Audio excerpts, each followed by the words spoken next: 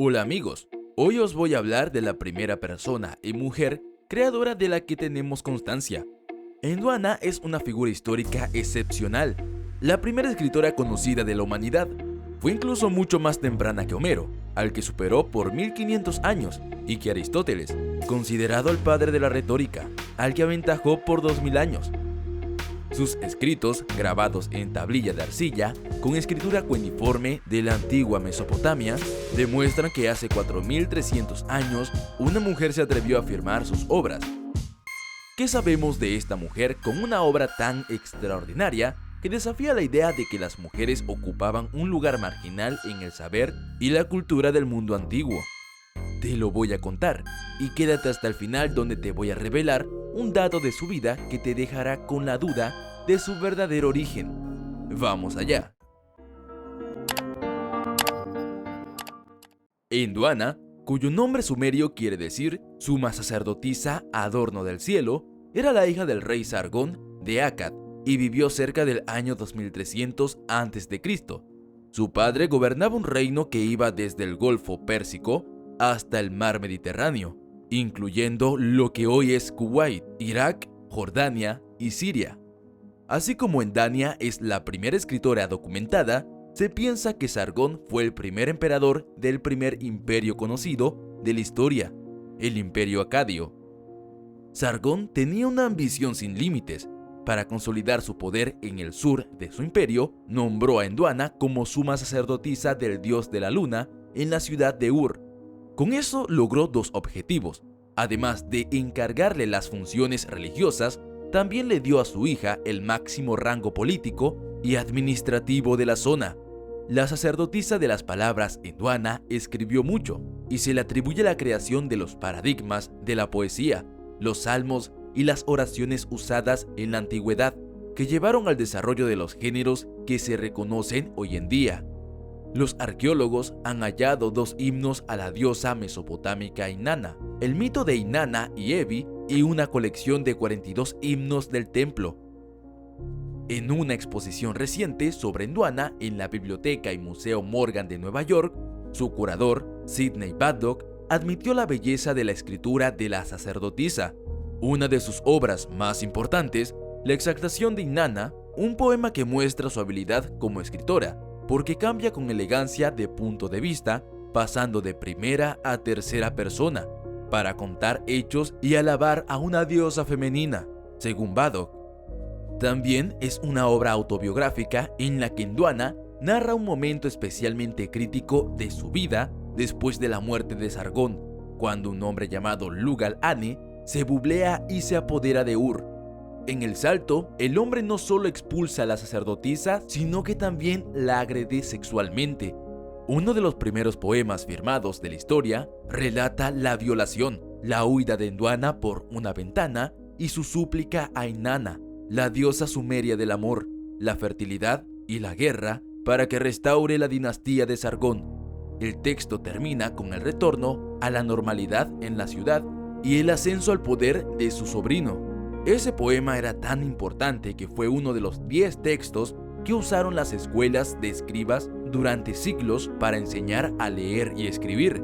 La obra de Enduana se descubrió en 1927, 5 años después de que el arqueólogo británico Leonard Worley empezara a excavar la ciudad de Ur.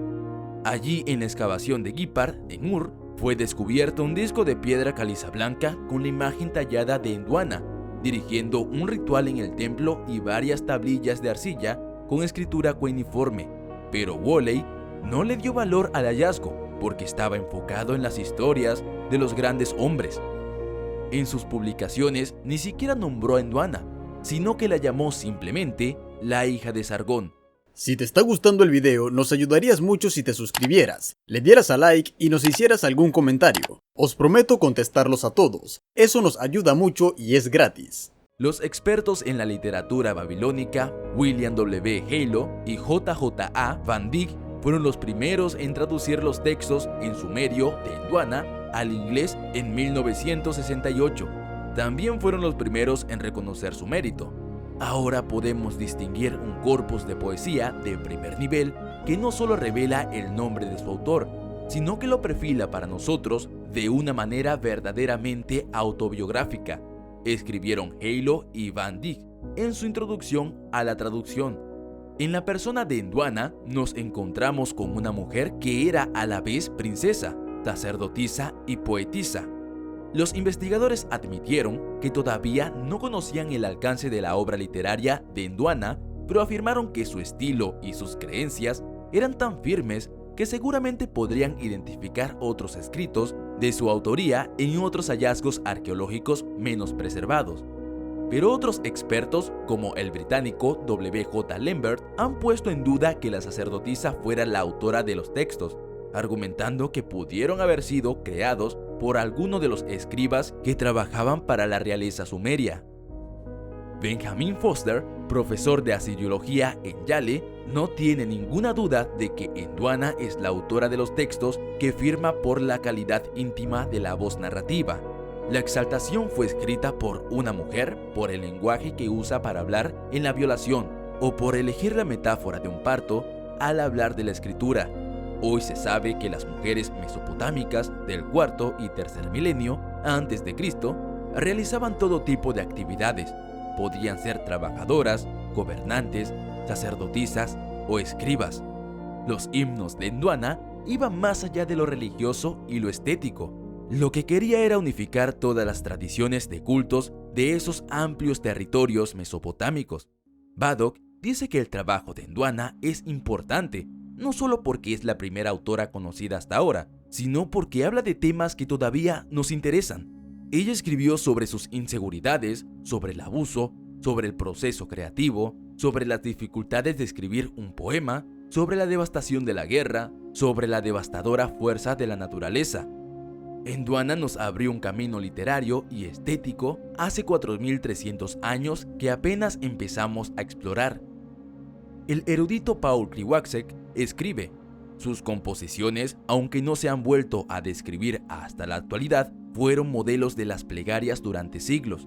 A través de los babilonios, influyeron e inspiraron las oraciones de los salmos, de la Biblia hebrea y los himnos homéricos de la Grecia. A través de ellos, los lejanos ecos de Ndwana, la primera autora literaria con nombre propio de la historia, todavía se pueden oír en la himnodia de la iglesia cristiana primitiva. Su influencia en la vida fue tan impresionante como su legado literario. Su padre, al otorgarle una gran responsabilidad a Ndwana, no solo sobrepasó sus expectativas, sino que cambió la cultura entera. A través de sus obras escritas, alteró la naturaleza misma de los dioses de Mesopotamia y la percepción que tenía del pueblo de la divinidad. Como os prometí al principio, os voy a revelar un dato de su vida que te dejará con la duda de su verdadero origen. Decíamos que según los datos y los historiadores, Ndwana era la hija de Sargón de Acadia, Sargón el Grande, que reinó de 2334 a 2279 a.C., pero en realidad no se sabe a ciencia cierta si Ndwana era realmente la hija biológica de Sargón o si este no era más que un título figurado. Sin embargo, lo que está claro es que Sargón confió plenamente en Ndwana al elevarla a la posición de suma sacerdotisa del templo más importante de Sumeria, en la ciudad de Ur, y haciéndola responsable de juntar los dioses sumerios con los acadios para crear la estabilidad que necesitaba el imperio para perdurar. Incluso después de su muerte, Ndwana siguió siendo aclamada y recordada. ¿Qué te ha parecido la historia? ¿Conocías a Ndwana?